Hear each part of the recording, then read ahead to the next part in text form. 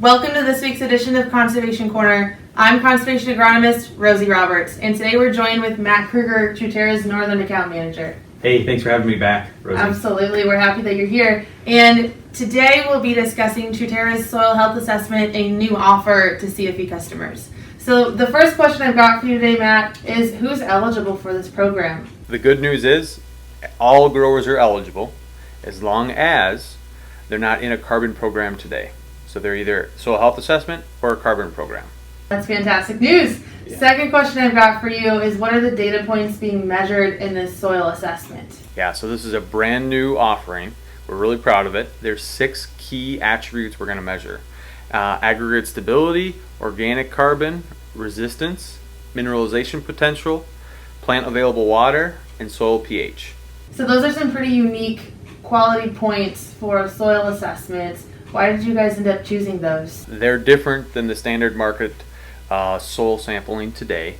We went in a different route. This is our soil health assessment report and samples, and our goal is to pinpoint areas on the field for growers where they're having concerns or potentially holding back yields, and let's identify it, and then let's talk about a solution going forward. So we're going to create a plan to mitigate some of the risks that we're having today. So for example, aggregate stability is how well does your plant hold water with the aggregate stability, and when it does rain, does it run off or does it actually soak through the soil? So we're going to measure that, and we're going to compare your soil compared to your neighbors.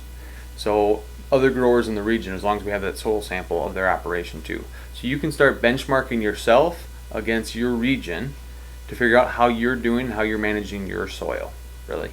Well, that's all very interesting. So I'm also a little bit curious about how this soil health assessment came to be. So Truterra partnered with Soil Health Institute, and we're looking at a new and innovative way to start a conversation with a grower. Today they've been doing conventional tillage for 30 years.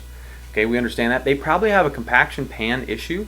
So we're looking at a way to have a different conversation with that grower, and it might not be reducing tillage or cover crops year one, and those practices make you eligible for carbon, but it could be having a conversation around a soil health assessment, a plan, and talk about what we can do to reduce the compaction pan and break that up for the future.